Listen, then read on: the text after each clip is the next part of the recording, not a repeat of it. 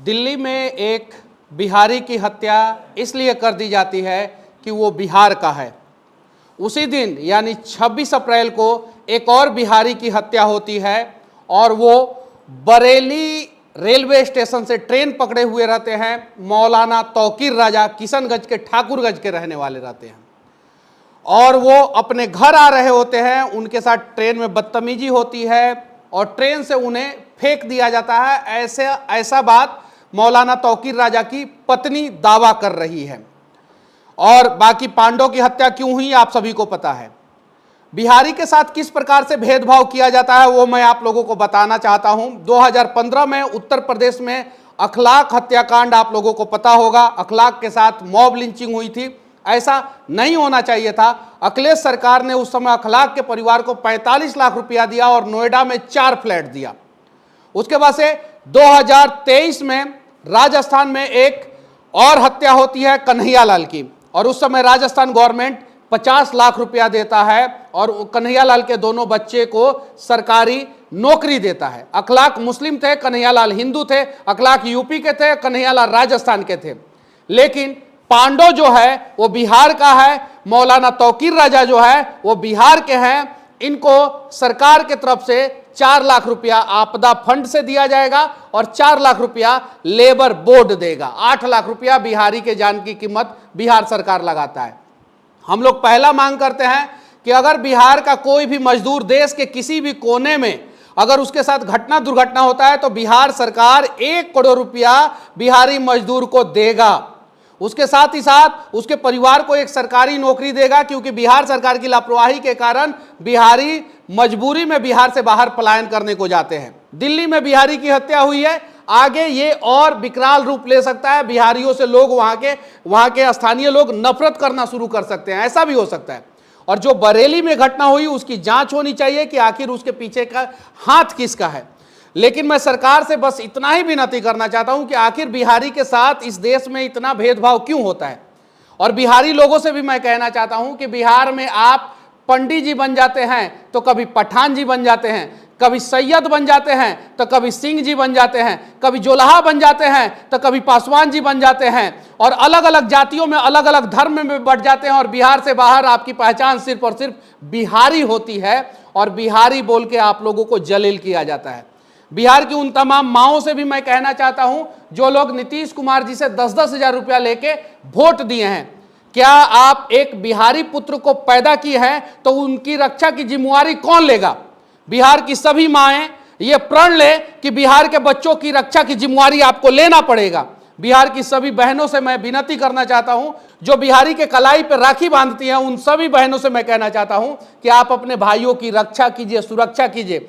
North east का छोटा छोटा राज्य के अगर किसी भी व्यक्ति के साथ दिल्ली में किसी भी प्रकार का मिसबिहेव होता है तो वहां का सीएम एक्शन लेता है।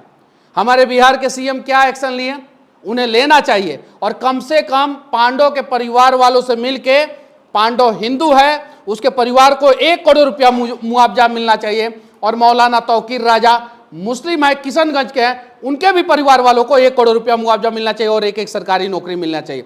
साथ ही साथ 40 सांसद है बिहार के, 40 में से 40 सांसद दिल्ली रहते हैं, उनको आवास दिया गया है और उसके बावजूद उनमें से किसी को हिम्मत नहीं हुआ कि पांडो के परिवार से जाके मिले, पांडो कुमार के परिवार से जाके मिले जो खगड़िया के रहने वाले हैं। उसके अलावा हमारे राज्यसभा सदस्य और 8 मंत्री हैं हमारे बिहार के, और 8 मंत्री में से 8 मंत्री कभी कोई झटका चिकन सेंटर का उद्घाटन करता है और कभी कोई सांप्रदायिक बातें करता है और कभी कोई कहता है कि मर गया तो मर गया। इसमें कौन सी बड़ी बात है, जरा ये सोचिए। तो कहीं नहीं तो कहीं इन लोगों ने बिहारी का जान का कीमत यहीं लगाया है। तो मर गया तो मर गया, 8 लाख रुपया दे देंगे और जिंदा रहा तो उसे मजबूर कर देंगे बिहार से बाहर जाके पलायन करने के लिए। मैं आप लोगों से हाथ जोड़ के विनती करना चाहता हूं कि जनसुराज को कुछ सीट नहीं मिला।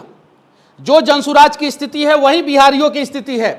जनसुराज 0 पे है, बिहारी का भविष्य भी 0 पे है। दोनों का भविष्य एक जैसा है अभी वर्तमान समय में, दोनों का आप लोगों को दिखाई दे रहा होगा। जनसुराज का लोग मजाक उड़ाता है, कहता है कि जनसुराज ने क्या किया, कुछ नहीं मिला जनसुराज को।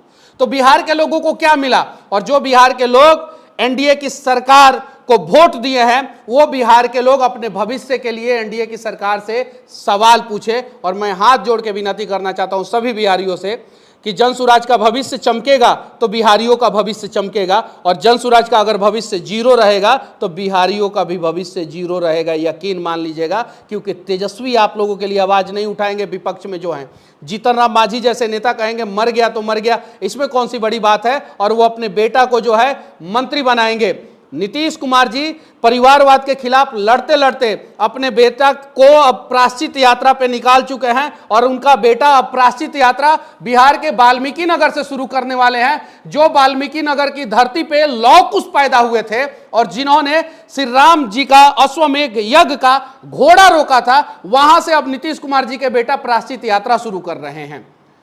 नीतीश कुमार जी का बेटा को प्रायश्चित यात्रा वाल्मीकि नगर से नहीं शुरू करके उन्हें पांडव के परिवार से मिलने जाना चाहिए था, और अगर वो पांडव के परिवार से मिलने जाते तो समझ में आता कि नीतीश कुमार जी का बेटा, चलिए बिहार के बारे में सोचते हैं। तो मैं नीतीश कुमार जी के बेटा से भी, निशांत कुमार से भी मैं हाथ जोड़ के विनती करना चाहता हूं कि दो बिहारियों की हत्या हुई है, एक हिंदू और एक मुसलमान, आप दोनों बिहारी के परिवार से जाके पहले मिलिए, ना कि आप प्रायश्चित यात्रा वाल्मीकि नगर से शुरू कीजिए। और साथ ही साथ बिहार के सीएम साहब से मैं कहना चाहता हूं, खजाना तो खाली है, आपको तो कंगाल बिहार मिला है, उसके बावजूद आप 1 करोड़ रुपया हिंदू जो पांडव है उसके परिवार को, और किशनगंज का जो परिवार मुस्लिम है उसके परिवार को, दोनों परिवार को 1-1 करोड़ रुपया मुआवजा के तौर पर